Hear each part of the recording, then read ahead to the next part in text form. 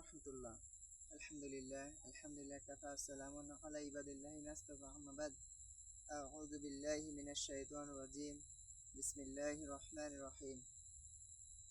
আলহামদুলিল্লাহ, সমস্ত প্রশংসা সেই রব্বুল আলামিনের প্রতি যে রব্বুল আলামিন আমাদেরকে আজকে গুরুত্বপূর্ণ বিষয় নিয়ে আলোচনা শোনার এবং কি বলার তৌফিক দান করেছে। সেই রব্বুল আলামিনের প্রতি আমরা সবাই শুকরিয়া আদায় করি, বলেন আলহামদুলিল্লাহ।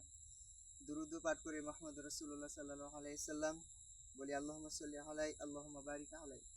ছোট্ট একটা শর্ট ভিডিও নিয়ে আমরা কিছু আলোচনা শুনবো এবং কি হাদিসটুকু নিয়ে একটু আলোচনা করব। সবচেয়ে গুরুত্বপূর্ণ একটি বিষয়। অবশ্যই আমরা এই হাদিসটুকু বোঝার এবং কি আমল করার চেষ্টা করবো ইনশাআল্লাহ। আল্লাহ পাক আমাদেরকে কবুল করুক, সবাই বলেন আমিন। যে বিষয়টুকু নিয়ে আলোচনা করব সেটা হলো গীবত।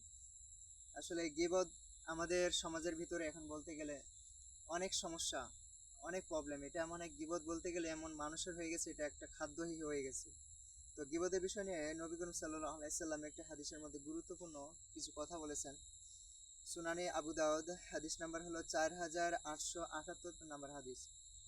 রাসূল সাল্লাল্লাহু আলাইহি সাল্লাম বলেছেন, মিরাজের রাতে আমি এমন এক কওমের পাশ দিয়ে অতিক্রম করেছিলাম যাদের নখগুলো তামার তৈরি ছিল।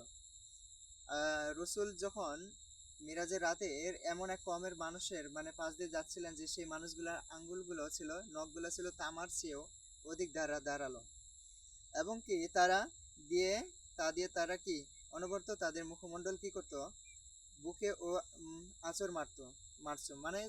এক কথাকে বোঝানো হচ্ছে যে এখানে বলছে হাদিসে যে তাদের হাতের কণিগুলো তামার চেয়ে এরকম ধারালো ছিল যে তাদের মুখের মধ্যে এবং কি শরীরের মধ্যে কি করতো, আঁচড় মারতো এবং খামচাতো। তো এই আঁচড় খামচাতো সে ব্যক্তিরা যারা গীবত করত। রাসূল সাল্লাল্লাহু আলাইহি সাল্লাম বললেন, হে জিবরাইল, এরা কারা? তিনি বললেন, এরা সেসব লোক যারা মানুষের গোস্ত খেত, গীবত করত, নাউজুবিল্লাহ মিন যালিক, এবং তাদের মান সম্মান আঘাত আনত।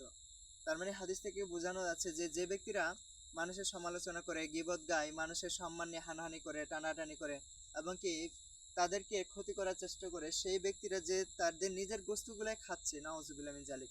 আরেকটা বিষয় হলো যে আমাদের সমাজের ভিতরে আজকে এই গীবত এমন একটা বিষয় যে মানুষের কাছে, প্রতিটি মানুষের কাছে আমরা সমালোচনা, গীবত, তার এইগুলা নিয়ে আমরা খাইতে, উঠতে, নিতে, বসতে 24 ঘন্টায় এভরিথিং, সবসময় আমরা এটা আলোচনা করে থাকি।